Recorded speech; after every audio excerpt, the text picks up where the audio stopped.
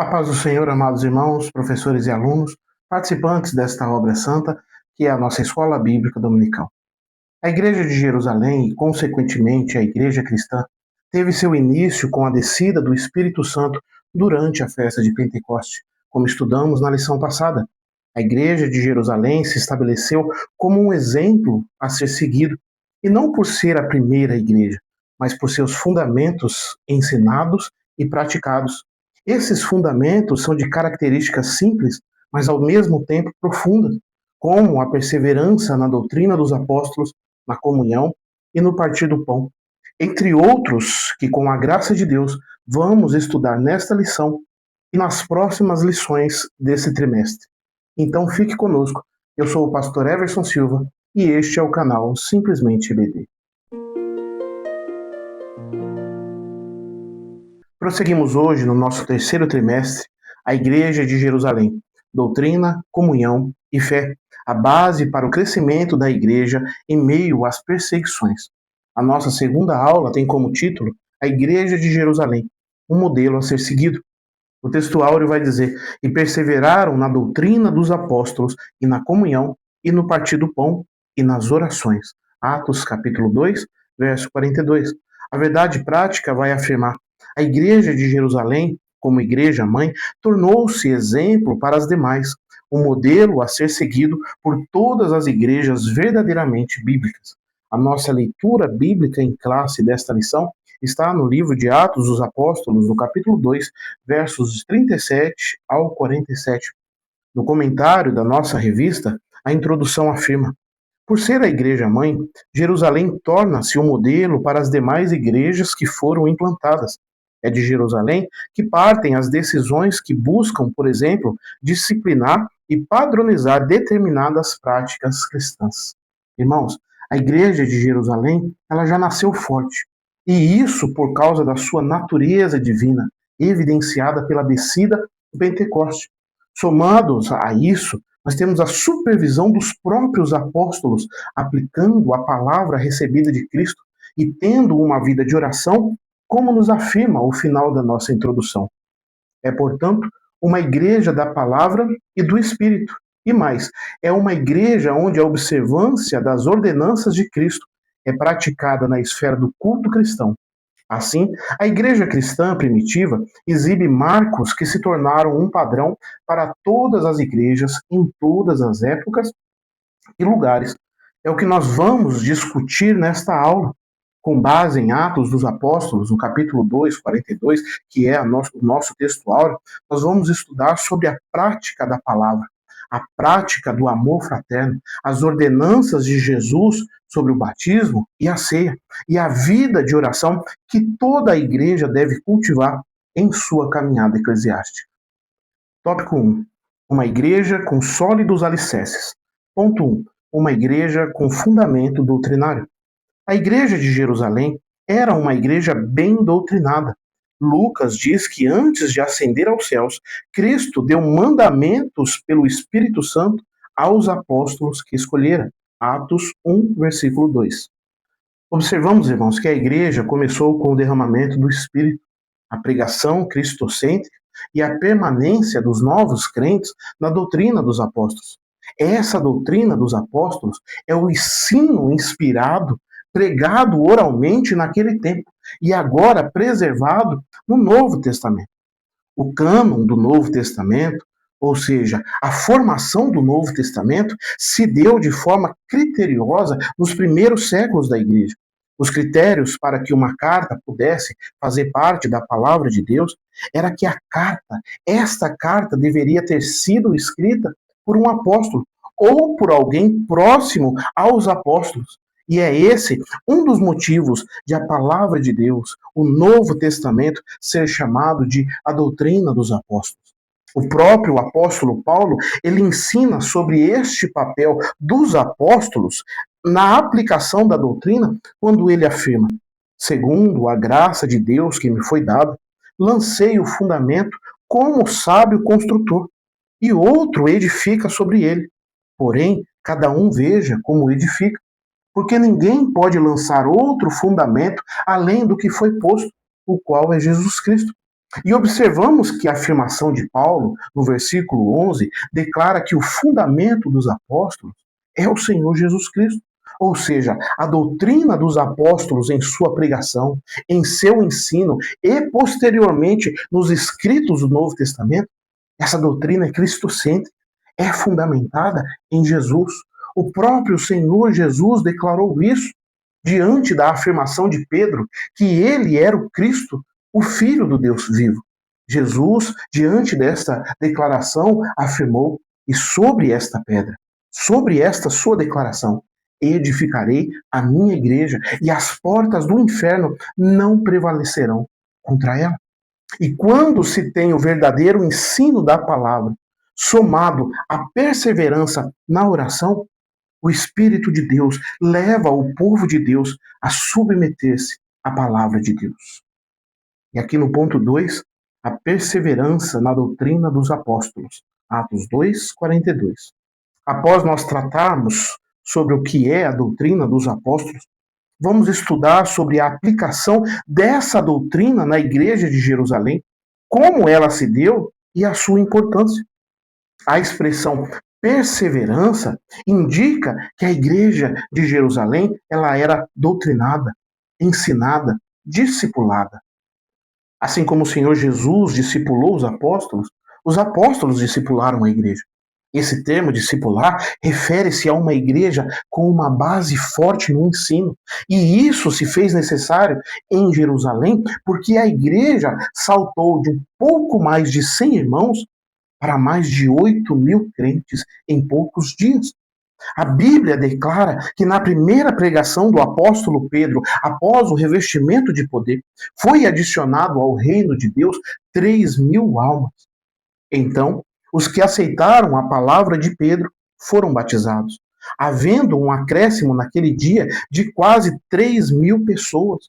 Já na segunda pregação dos apóstolos, a palavra de Deus afirma: porém, muitos dos que ouviram a palavra creram, subindo o número destes homens a quase 5.000.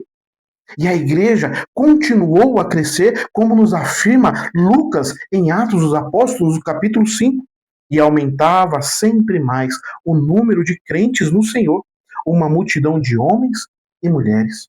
Diante desse crescimento impressionante, a permanência na doutrina dos apóstolos era de extrema importância. Justo Gonçalves, teólogo especialista na história da igreja, afirma que perseverar no ensino dos apóstolos não quer só dizer que o povo não se desviou das doutrinas apostólicas. Quer dizer também que eles perseveraram na prática de aprender com os apóstolos. Perseverar significa que eles eram alunos, que eles eram discípulos ávidos, sedentos, desejosos por conhecimento sob o comando do mestre amado. Como bem afirma a revista, a palavra doutrina traduz o termo grego didaquê, que significa ensinar. E instruir tem a ver, portanto, com o discipulado cristão. O discípulo é alguém que consegue reproduzir, isto é, levar adiante o que aprendeu do seu mestre. Os apóstolos aprenderam de Cristo.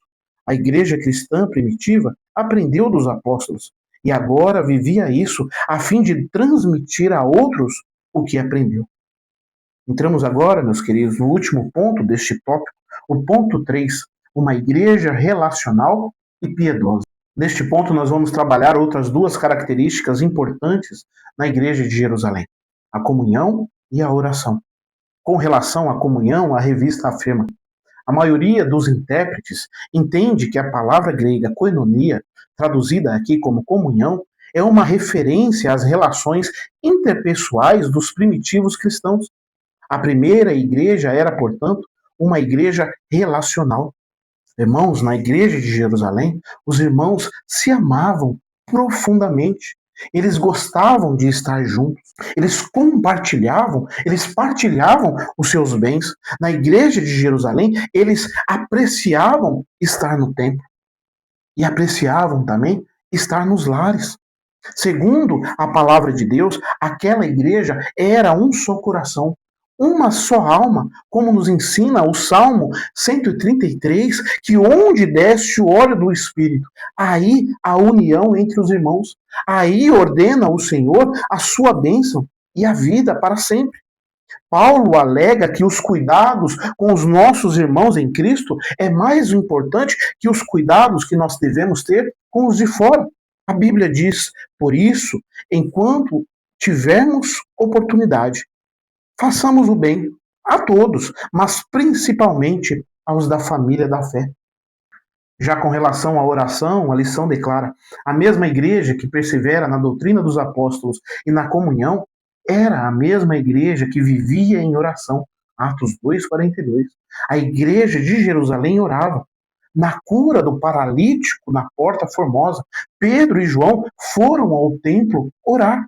Os apóstolos, eles estabeleceram como prática dedicar-se à oração.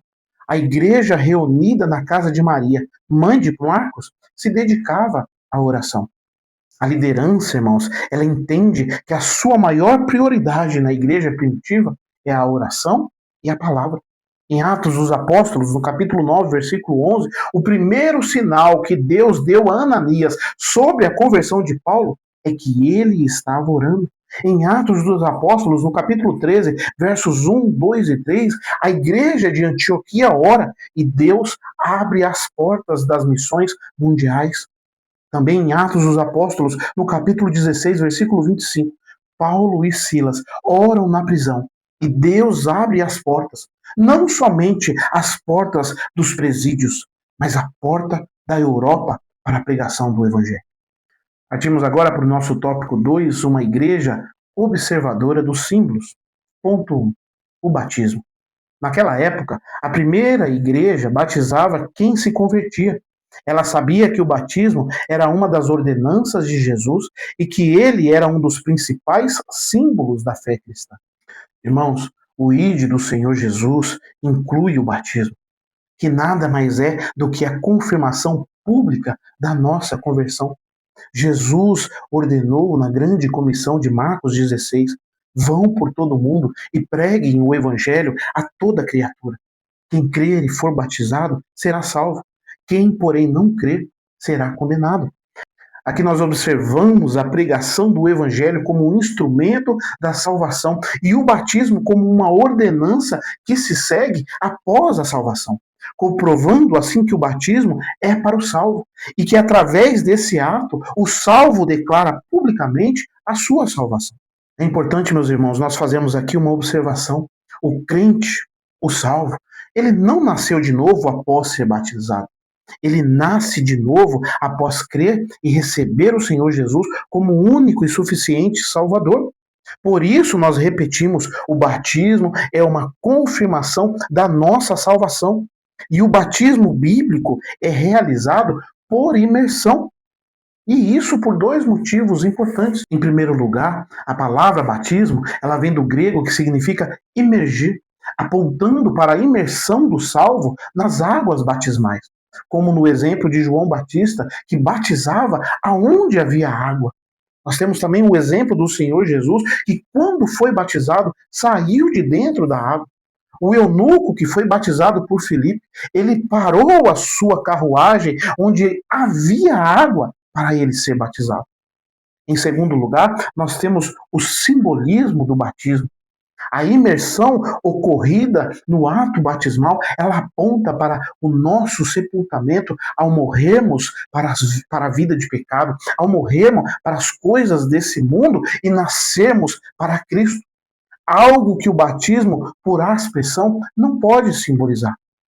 Outra observação que nós precisamos apontar aqui é que na época do início da igreja, no início da obra missionária, o batismo ocorria logo após a conversão, de imediato. E isso porque os judeus, eles eram criados dentro da doutrina do Antigo Testamento.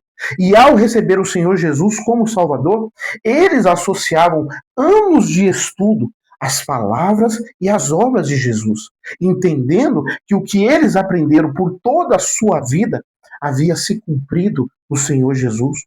O batismo, então, se tornava algo necessário, algo imediato, não havendo, assim, necessidade de um pré-batismo, como há hoje e é muito importante nos nossos dias. Vemos isso apontando mais uma vez para o exemplo do eunuco que foi evangelizado por Filipe. Esse eunuco, ele era um prosélito, alguém que havia se convertido ao judaísmo.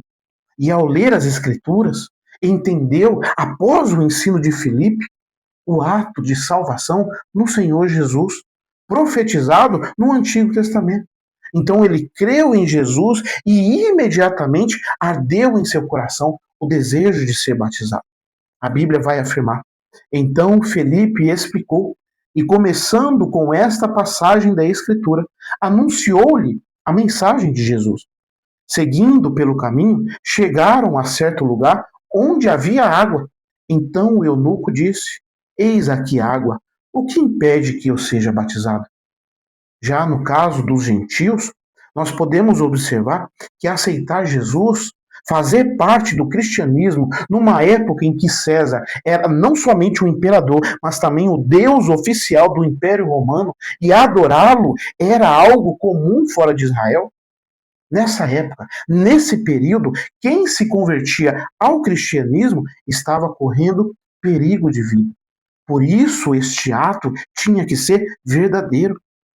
Isso demonstrava, isso era uma prova de que essas pessoas realmente estavam se entregando para Jesus, principalmente nos casos em que não havia um ponto de culto, não havia uma igreja na casa dos irmãos naquela localidade. O obreiro pregava, batizava os convertidos e depois de um tempo ia para outra cidade. Por isso, não havia tanto tempo para a conversão e o batismo. Como o exemplo do carcereiro de Filipos, que após presenciar o terremoto divino que não destruiu o cárcere, mas abriu as portas na prisão, e mesmo assim, Paulo e Silas não fugiram, diante de um tão grande milagre, de um tão grande testemunho, a Bíblia declara, depois, trazendo-os para fora, disse: Senhores, que devo fazer para que seja salvo? E eles responderam: Creia no Senhor Jesus e você será salvo, você e toda a sua casa. E pregaram a palavra de Deus ao carcereiro e a todos os que faziam parte da casa dele. Naquela mesma hora da noite, cuidando deles, lavou-lhes as feridas dos açoites. Logo a seguir, ele e todos os membros da casa dele foram batizados. Este texto, irmãos, demonstra o pouco tempo entre a conversão do carcereiro e da sua casa e o batismo, comum no começo da igreja. A lição complementa o assunto sobre o batismo, afirmando: o batismo era um dos primeiros passos da fé cristã, um rito de entrada para a nova vida em Cristo. Mas para ser batizado, a pessoa precisava ter se arrependido dos seus pecados e crido em Jesus. Era preciso ter consciência do sentido desse símbolo de fé. Agora, no ponto 2, a ceia do Senhor. Se no batismo nós temos uma declaração pública de que nós morremos para este mundo e estamos vivos para Cristo, na Santa Ceia nós declaramos que continuamos mortos para este mundo e vivos para Deus, como Paulo afirmou em seu ensino para os crentes da igreja de Corinto. Porque todas as vezes que comerem este pão e beberem o cálice, vocês anunciam a morte do Senhor até que ele venha. Paulo está declarando que ao ceiar, estamos anunciando, pregando sobre a salvação na pessoa de Cristo. E os apóstolos, entendendo a importância desta ordenança, eles perseveraram no partir do pão. Eles sabiam que a ceia do Senhor é o símbolo que marca o culto cristão. Esse símbolo, ele foi instituído pelo Senhor na véspera da sua morte. Eles sabiam que o pão e o vinho foram apresentados por Jesus para que pudéssemos expressar a nossa gratidão pelo sacrifício do Mestre amado. Mas isso, meus amados irmãos, nós só podemos realizar em comunhão com Cristo, com a sua igreja e com os nossos irmãos, como a lição afirma. Quando tomada corretamente, A ceia leva a igreja ao próprio coração de sua fé, ao próprio centro do Evangelho, ao objeto supremo do amor de Deus. Portanto, quão abençoado é esse partir do pão! Parece provável que os primeiros cristãos, combinando essa ordenança simples com a festa do amor, de sua refeição comum, lembravam assim da morte do Senhor todos os dias. O verso 46 de Atos, no capítulo 2, dá margem para crer que a ceia na igreja de Jerusalém era diária. Outros estudiosos declaram que esta ceia era semanal, no domingo, o dia do Senhor. Nos dias atuais, a ceia é celebrada mensalmente, o que não nos impede de participar mais vezes no mês, caso haja oportunidade. O importante, irmãos, é participarmos em comunhão, como o apóstolo Paulo nos ensinou, que cada um examine a si mesmo e assim coma do pão e beba do cálice. Agora, no tópico 3, uma igreja modelo. Ponto 1. Uma igreja reverente e cheia de dons. É dito da igreja de Jerusalém: em cada alma havia temor. Atos 2, verso 43. Havia um forte sentimento da presença de Deus. Havia um clima da presença do sagrado, do que é santo. Precisamos aprender com a primeira igreja. Não podemos perder o respeito pelo sagrado. É muito profunda, irmãos, a ligação que o evangelista Lucas ele faz entre o temor que devemos ter do Senhor e os sinais da parte de Deus, apresentando ambos em um mesmo versículo. Em Atos 2:43 ele aponta: em cada alma havia temor, e muitas maravilhas e sinais se faziam pelos apóstolos. Essa ligação, que é destacada também aqui na revista, no primeiro ponto, nos revela que sem temor não há os dons de Deus, não há sinais. Não estamos afirmando que os dons de Deus são dados por mérito. Paulo ele deixa claro que a manifestação do Espírito, os dons, é concedida a cada um visando um fim proveitoso. O Espírito Santo, ele concede os dons visando a salvação do pecador, visando o crescimento da igreja, visando, acima de tudo, o louvor a Deus, a verdadeira adoração. Por isso, o apóstolo assevera que o mesmo Espírito distribui a cada um individualmente conforme ele quer.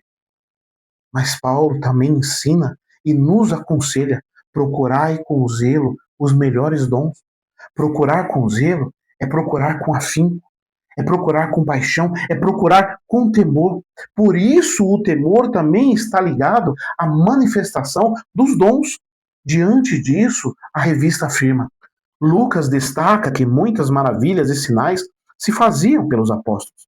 Sinais, do grego teras, e maravilhas, do grego semeion, são as mesmas palavras usadas pelo apóstolo para se referir aos dons do Espírito Santo que se manifestam em suas ações missionárias. Os dons espirituais ornamentavam a igreja cristã primitiva. No ponto 2, uma igreja acolhedora. Como observamos no final do ponto que acabamos de ler, os dons, eles ornamentam a igreja, atraindo as pessoas. Se os dons atraem as pessoas, a comunhão acolhe. A Bíblia afirma: todos os que criam estavam juntos e tinham tudo em comum. Havia comunhão e cuidado. Pode até haver, irmãos, cuidado sem comunhão. Podemos cuidar e auxiliar pessoas sem ter comunhão com elas, sem que elas façam parte da fé cristã. Entretanto, meus amados, não existe comunhão sem cuidado. Os membros do corpo de Cristo, eles precisam uns dos outros.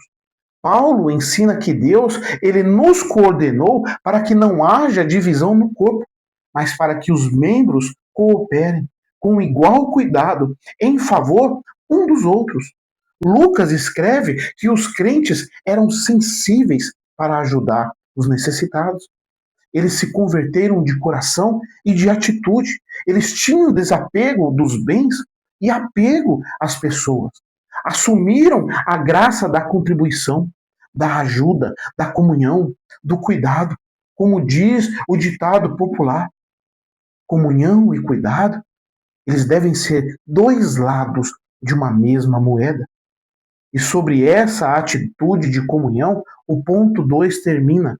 Não é fácil partilhar, muito menos acolher. A nossa tendência é nos fechar em nosso mundo e deixar de fora quem achamos ser inconveniente. Numa igreja acolhedora, os membros se sentem acolhidos e parte do grupo.